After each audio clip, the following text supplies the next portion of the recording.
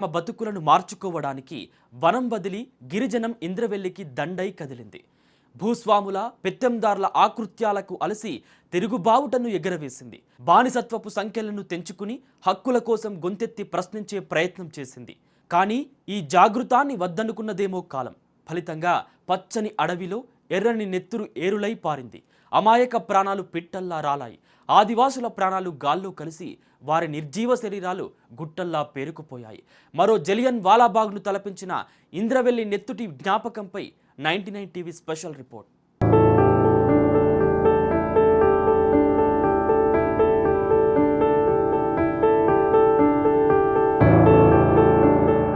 భూమి భుక్తి విముక్తి కోసం అసువులు బాశారు అడవి బిడ్డలు. భూస్వాముల పెత్తందార్ల ఆకృత్యాలకు చరమగీతం పాడేలా తిరుగుబావుటను ఎగిరివేసేందుకు ప్రయత్నించి పిట్టల్లా రాలిపోయారు. ఎందుకు ఆ అడవి బిడ్డలపై వ్యవస్థ అంతగా పగబట్టింది? అసలు ఇంద్రవెల్లి మారణ హోమం జరగడానికి కారణాలేమిటి? అమరులైన ఆ స్తూపం సాక్షిగా నేటికి అడవి బిడ్డల ఆకాంక్షలు నెరవేరాయా? ఇప్పటికీ అడవి బిడ్డలు కోరుకుంటుందేమిటి? ఇంద్రవెల్లి ఘటనకు 45 ఏళ్ల సందర్భంగా ఇంద్రవెల్లి ఘటనపై 99 టీవీ స్పెషల్ రిపోర్ట్.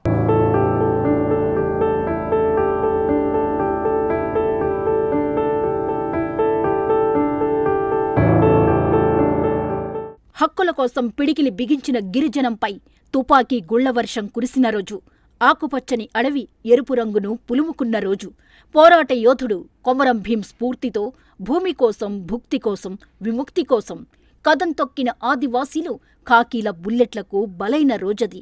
మరో జలియన్ వాలాబాగ్ను తలపించిన ఇంద్రవెల్లి మారణ హోమానికి నేటితో 45 ఏళ్లు. ఈ ఘటనపై ఒక్కొక్కరిది ఒక్కో కథ, ఒక్కో వ్యధ. 1981 ఏప్రిల్ 20 సోమవారం వారసంత. గ్రామాల నుండి చీమల దండుగా కదిలి వస్తున్న ఆదివాసీ జనం ఒక్కసారిగా పేలిన తూటాలు. అసలు ఆ రోజు జరిగిందేమిటి?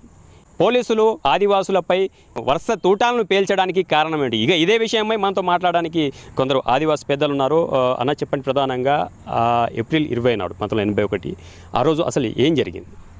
సార్ నమస్కారం. నా పేరు కనక తులసిరామ్, ఇంద్రవెల్లి మండల్ వడగాం గ్రామ పంచాయత్ మాజీ సర్పంచ్. ఇప్పుడు స్తూపం కార్యదర్శిగా నేను ఉన్నాను. అప్పుడు 1981లో జరిగింది ఏంటిదంటే సార్, అప్పుడు మాకు భూమి కోసం భూమి భుక్తి విముక్తి అన్నట్టున్నది. భూమి కోసం ఎక్కడ అప్పుడు కాంగ్రెస్ గవర్నమెంట్ ఉన్నప్పుడు మేకల బంచన, ఆవు బంచన ఇది బాగా అప్పుడు జరుగుతుండే. అయితే ఆ టైంలో మా వాళ్ళు ఏం చేసిండ్రు, మొత్తం కదిలొచ్చిండ్రు. ఇక్కడ అప్పుడు పెద్ద పెద్ద మామిడి చెట్లు ఉండే. మామిడి చెట్లు దగ్గర కూర్చుని మాట్లాడి ఎంఆర్ఓ దగ్గర ఒక అప్లికేషన్ ఇచ్చేద్దామని వీళ్ళు ఒక పెద్ద ఎత్తున మీటింగ్ చేసుకొని అక్కడ పోయి మంచిగా మాట్లాడదామని ఇట్లా వచ్చిండ్రు మా ఆదివాసీ వాళ్ళు. ఇక్కడ కోట్లాడటానికి రాలేదు. ఒక మంచి నిర్ణయం తీసుకొని ఎంఆర్ఓ దగ్గర వెళ్దామని వచ్చేస్తే అప్పుడు ఏం జరిగిందట, మాకు కూడా మా పెద్దనాన్న కూడా ఇక్కడనే చనిపోయిండు సార్, కనక సోము అతని పేరు. అప్పుడు ఏం జరిగిందంటే 1981లో సోమవారం రోజున వచ్చినప్పుడు ఇక్కడ మీటింగ్ చేసేటప్పుడు అక్కడ ఉన్న ప్రజెంట్ ఆర్డీఓ పోలీస్ వాళ్లకు మొత్తం రాంగ్ ఇన్ఫర్మేషన్ ఇచ్చిండు.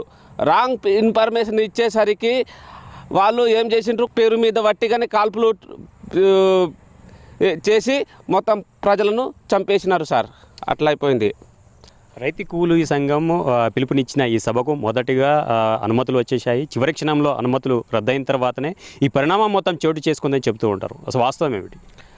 ఇది అయితే రైతు కూలీ సంఘం అంటున్నారు, ఇది కూడా వాస్తవమే సార్. ఎందుకంటే ఆదివాసులు అడవిలో ఉంటారు. అప్పుడు చాలా ఇబ్బందిగా భూమి లేక వీళ్ళకు ఎట్లయినా ఆదుకోవాలి. రైతు కూలీ సంఘం అప్పుడు దగ్గర వచ్చేసి వీళ్ళకు ఏదైనా భూమి కోసం వీళ్ళకు ఆదుకోవాలని కూడా అప్పుడు మీటింగ్ వాళ్ళు చేసేసరికి ఎంఆర్ఓ దగ్గర వెళ్దామని చేస్తే ఇక్కడ మొత్తం రాంగ్ ఇన్ఫర్మేషన్తో మొత్తం మినిమం వందలాది మంది చనిపోయినారు సార్. అట్లా అయిపోయింది. ఏ గ్రామాలకు చెందిన వాళ్ళు చనిపోయి ఉండొచ్చు ఆ రోజు పిట్టబంగరం నుంచి, మళ్ళా ఇంద్రవెల్లి మండలంలోని ఇక్కడ వడగాం నుంచి, వాయిపేట నుంచి, మళ్ళీ కన్నపూర్ నుంచి, మళ్ళా సుంకుడి, పోచంపల్లి, రాజన్పేట ఇట్లా చాలామంది చనిపోయినారు సార్. కన్నపూర్ ఇంకా కొంతమంది కూడా ఇప్పుడు ప్రజెంట్ ఉన్నారు సార్. వాళ్ళకు ఇక్కడ నుంచి దెబ్బ తగిలి ఇక్కడ వెళ్ళిపోయినట్టు కూడా ఇప్పుడు కూడా ఉన్నారు. మొన్ననే కన్నపూర్లో ఒక ఆడమ్మాయి ఉండే ముసలమ్మ దాదాపు 90 సంవత్సరాలు అయిపోయింది, మొన్ననే చనిపోయింది సార్. అట్లా అయిపోయింది. ఇక ఇదే విషయమై మనతో మాట్లాడక మరో ఆదివాసీ పెద్ద ఉన్నారు. చెప్పండి, అల్టిమేట్గా ఏదైతే భూమి భుక్తి విముక్తి కావచ్చు, ఏవైతే హక్కులు ఉన్నాయో వాటి సాధన కోసమే ఆ రోజు అంతమంది అమరులైన పరిస్థితి. ఆ ఘటనకు సంబంధించి 45 ఏళ్ళు గడుస్తున్నాయి, ఎన్నో ప్రభుత్వాలు మారాయి. ఇప్పటికీ ఏముంది పరిస్థితి ఇప్పుడు? ఓకే, ఆ కాలంలో 1981లో జరిగినటువంటి ఘటన మేరకు ఆ రోజు ఏదైతే ప్రభుత్వం ఆదేశించిందో ఆ ఆదేశాల మేరకు ఇక్కడ ఉన్నటువంటి ఏదైతే సంఘటన జరిగిందో ఆ సంఘటన మేరకు నేడు 45-46 సంవత్సరాలు అవుతున్నా కానీ ఏదైతే మనకు ప్రభుత్వ పరంగా ఉన్నటువంటి ఏవైతే పథకాలు ఉన్నాయో, ఏవైతే హక్కులు ఉన్నాయో ఆ హక్కులన్నీ పూర్తిగా 100% వాళ్ళకి అధికారం అనేది కేటాయించాలని మేము ప్రభుత్వాన్ని కోరుతున్నాం.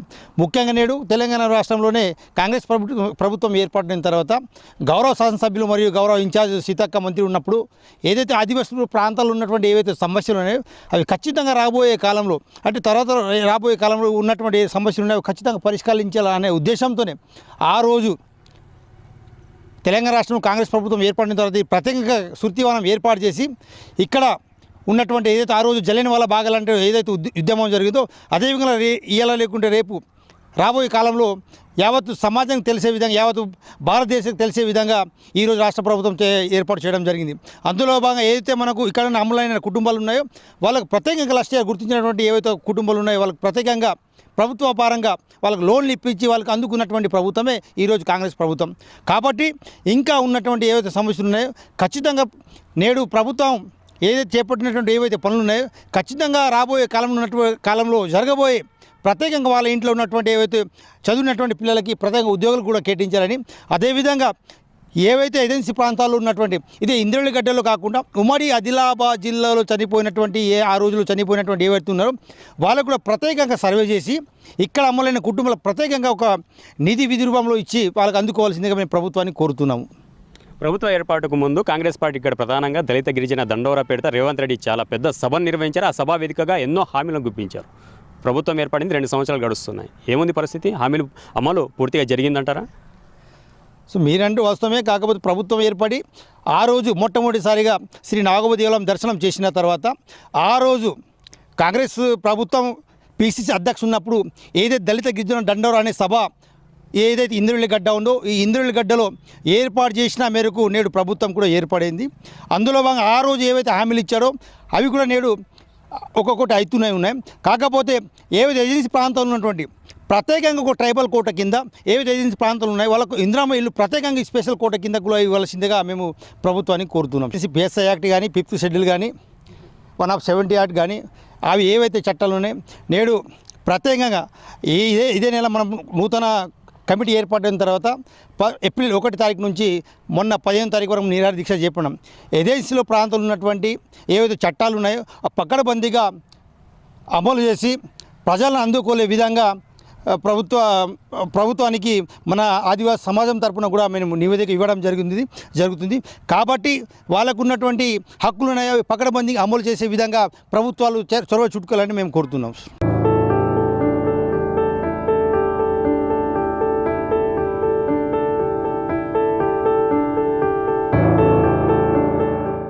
ఆదిలాబాద్ జిల్లాలోని ఇంద్రవెల్లి ఈ పేరు చెబితే ఆదివాసీ గిరిజనుల్లో సమరోత్సాహం కనిపిస్తుంది.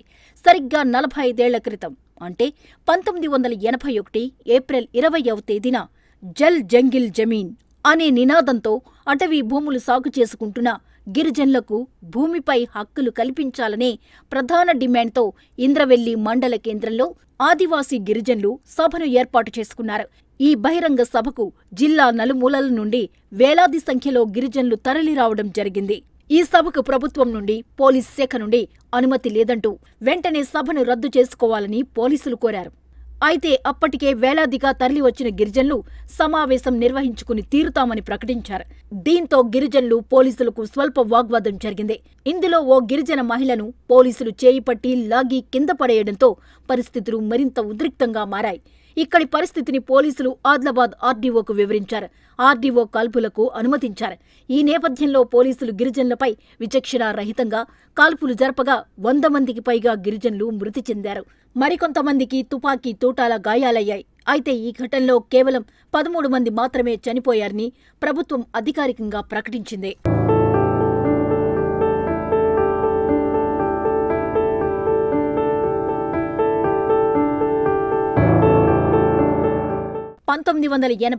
ఏప్రిల్ 20వ తేదీ కాల్పుల ఘటన అనంతరం 1982లో ఇంద్రవెల్లిలో పీపుల్స్ వార్ రైతు కూలీ సంఘం ఆధ్వర్యంలో గిరిజనుల అమరవీరుల స్తూపాన్ని నిర్మించగా 1986 వరకు ప్రతి సంవత్సరం ఈ రోజున ఈ స్తూపం వద్ద గిరిజన అమరవీరుల సంస్మరణ సభను నిర్వహించుకుని శ్రద్ధాంజలి ఘటించేవారు. అదే సంవత్సరం గుర్తు తెలియని వ్యక్తులు డిటోనేటర్లతో అమరవీరుల స్తూపాన్ని పేల్చివేయగా 3 ఏళ్ల అనంతరం అప్పటి కాంగ్రెస్ ప్రభుత్వం మళ్లీ కొత్తగా అమరవీరుల స్తూపాన్ని నిర్మించింది.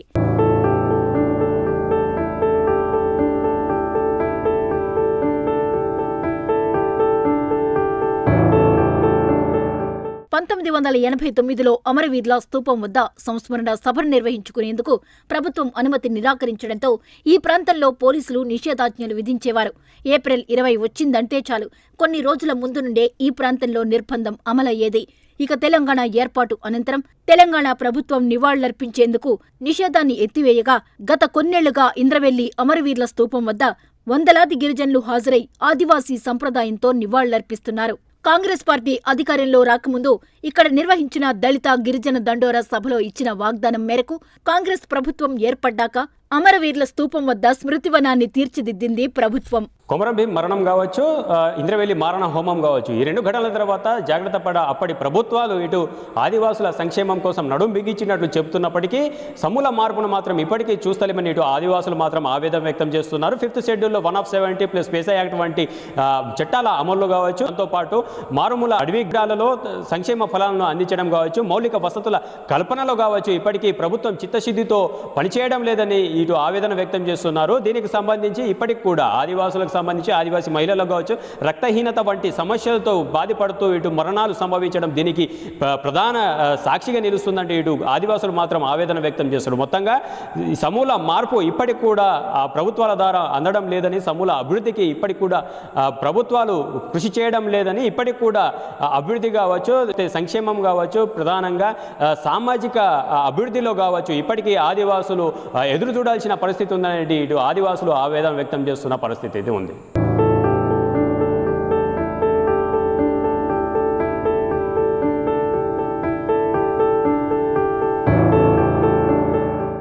ఏ హక్కుల సాధనకై ఇంద్రవెల్లి ఘటనలో ఆదివాసులు అమరులయ్యారో ఆ హక్కులు ఇంకా ఆదివాసులకు అందని ద్రాక్షలానే మిగిలిపోతున్నాయనేది ఆదివాసుల వాదన.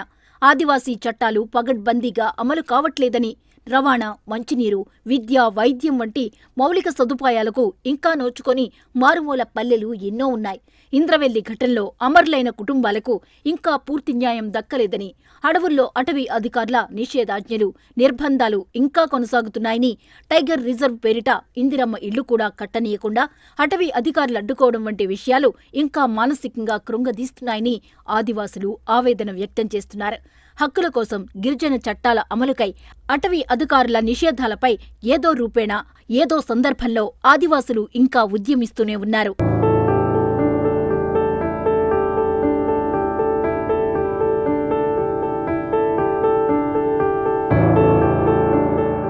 అమరుల ఆకాంక్షలకు, ఆశయాలకు నిలువెత్తు రూపంగా ప్రజ్వలిస్తున్న స్మారక స్తూపం సాక్షిగా ఆదిలాబాద్ ఆదివాసుల జీవన ప్రమాణాలు మెరుగుపడాలని, విద్య, వైద్యం వంటి హక్కులు, ప్రభుత్వ వ్యవస్థలు త్వరితగతిన అందేలా చూడాలని, కనీస మౌలిక వసతులు మారుమూల ఆదివాసీ గూడాలలో ఇప్పటికైనా చేరాలని ఆకాంక్షిద్దాం.